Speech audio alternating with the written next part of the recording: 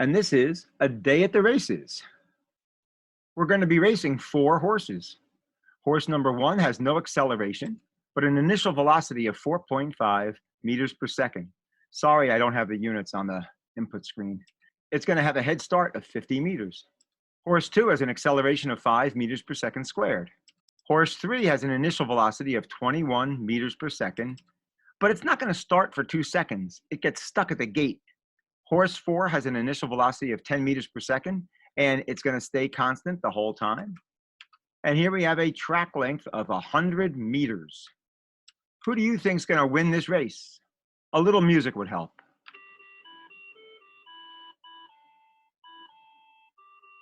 And they're off.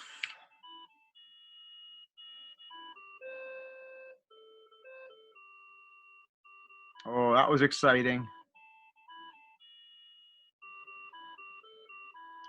Okay, we have our loser. Enough with the music. All right. Well, is there any kind of physics that you can apply here to determine the outcome of this race? Of course there is. We can use all our kinematics formulas to go solve for the time to go this distance. So the question is, who wins?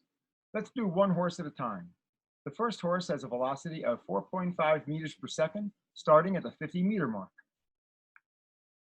We could say the distance final equals 1/2 AT squared plus VIT plus our initial distance. Sometimes we use D, sometimes we use X. Just get used to it. Filling in all the values, we can see that the acceleration term goes away. Now I bring the 50 over.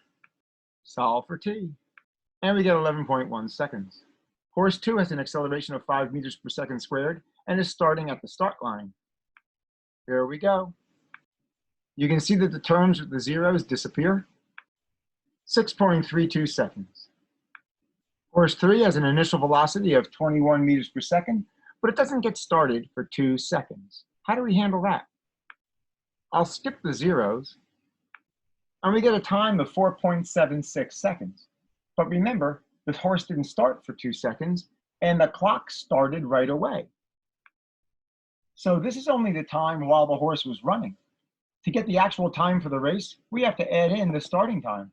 So it's 6.76 seconds. I think it's pretty easy to see what's happening with horse number 4. It's going at 10 meters per second. We have 100 meters to go. It will take 10 seconds. Looks like we have the right numbers. Okay, here's something a little more difficult. The first horse is going to have an acceleration of 3 meters per second squared and an initial velocity of 2 meters per second. Horse number 2 is only going to have an initial velocity of 12 meters per second. The other horses aren't going to race. You should probably do the math first to see what's going to happen and then watch the race. So pause the video. Here we go. The guy with 12 meters per second initial velocity gets out to a head start. Oh, is that close? Did you get it? Let's go do the math. Okay, we still have 100 meters to go. Horse 1 has an acceleration of 3 meters per second squared and has an initial velocity of 2 meters per second. Starting off with the distance formula, fill in the values. We don't have an initial distance, so now we're just going to solve for T. Hey, we need the quadratic, don't we? Just like in math class, right? We do this and we'll solve for T. And we get a time of 7.53 seconds. Horse number 2 is pretty easy to see, 8.33 seconds. Okay, let's try another problem here. I've got horse 1 with an acceleration of 5 meters per second squared, horse 2 with an initial velocity of 15 meters per second. That shouldn't be too bad. Don't bother doing the math. Let's just watch the race. Oh yeah, horse 2 is out to a good start. Horse 1's catching. Is it going to make it? Yeah, well, got him at the line. Well, we're going to ask a different question.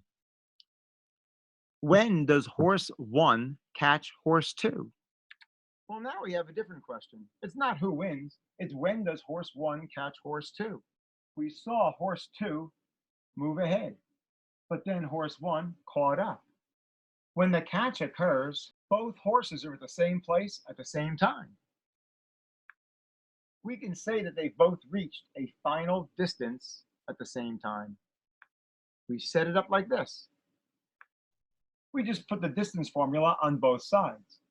These will be the variables for horse 1. Those will be the variables for horse 2. We end up with 1/2 5 meters per second squared, t squared, equals 15 meters per second, t.